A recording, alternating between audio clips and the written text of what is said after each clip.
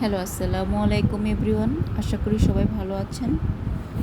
এজেল ও kitchen থেকে আবারও আমি চলে আসলাম। আজকে আমি তৈরি করছি এই সময়ের ভাইরাল রেসিপি, কাঁচা আমের একটি রেসিপি। আজকে আমি কাঁচা আমের ঝুরি আচার দেখাবো। প্রথমে আমি 4টা কাঁচা আম নিয়েছি। আমি অল্প করেই আচার বানাবো, কিন্তু বাসার লোক সংখ্যা কম। 4টা কাঁচা আম নিয়ে ভালো করে ছুলিয়ে নিচ্ছি। ভালো করে ছুলিয়ে নিয়ে এগুলো আমি একটি গ্রেটারের সাহায্যে একদম কুচি কুচি করে গ্রেট করে নেব। আপনারা চাইলে চাকু দিয়েও গ্রেট করে নিতে পারেন। আমি গ্রেট করে নিচ্ছি, সবগুলো আমি ভালো করে গ্রেট করে নিচ্ছি।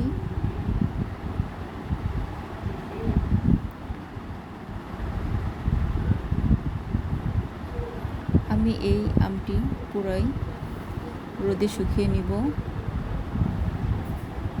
এখানে কোনো চুলার কাজ নেই, লাস্টের দিকে একটু আছে। আমি ভালো করে আমগুলো গ্রেট করে নিচ্ছি।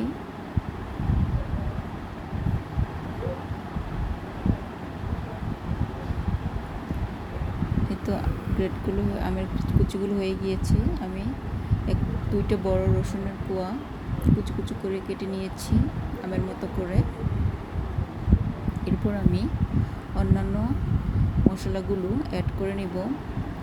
এখানে আমি 5 ফোড়ন বেটে নিয়েছি আর সরিষার বেটে নিয়েছি, সেটা দিচ্ছি।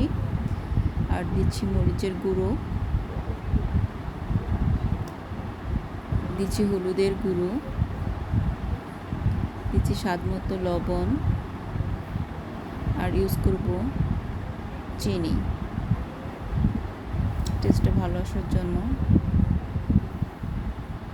এখন আমি সবগুলো মশলা ভালো করে হাতে মেখে নিব।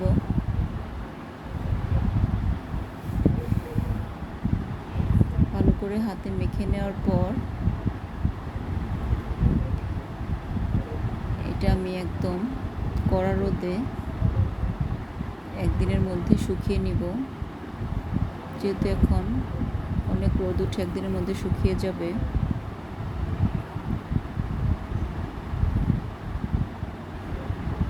ভালোভাবে সবগুলো মিশিয়ে, মশলাগুলো ভালোভাবে মিশিয়ে নিতে হবে।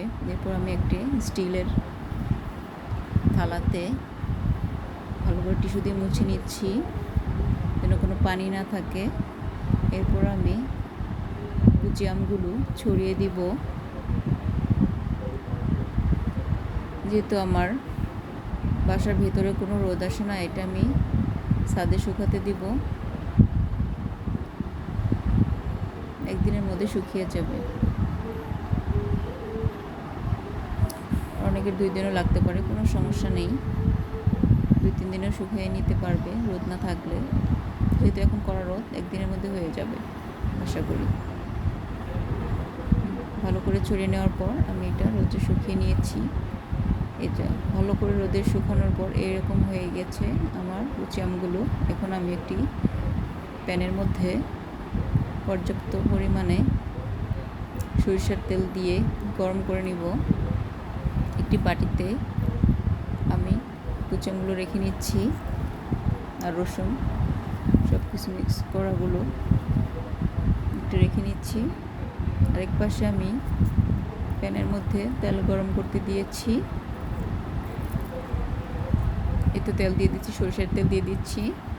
এখানে অবশ্যই সরিষার তেলটা ইউজ করতে হবে। আচারের মধ্যে সরিষার তেলটা ইউজ করা হয়। ভালো করে তেলটা গরম করে নিতে হবে। আমার রেসিপিগুলো যদি আপনাদের ভালো লাগে, অবশ্যই আমাকে একটি সাবস্ক্রাইব করে পাশে থাকবেন। কেমন হলো রেসিপিটা অবশ্যই কমেন্ট করে জানাবেন। এই তো এখন কুচি আমগুলো একটু আমি আমের একটু টুকরা দিয়ে দেখলাম গরম হয়েছে কিনা। অনেক ভালোভাবে গরম হয়ে গিয়েছে। এখন আমি আমের কুচির মধ্যে গরম তেলগুলো ঢেলে দিচ্ছি।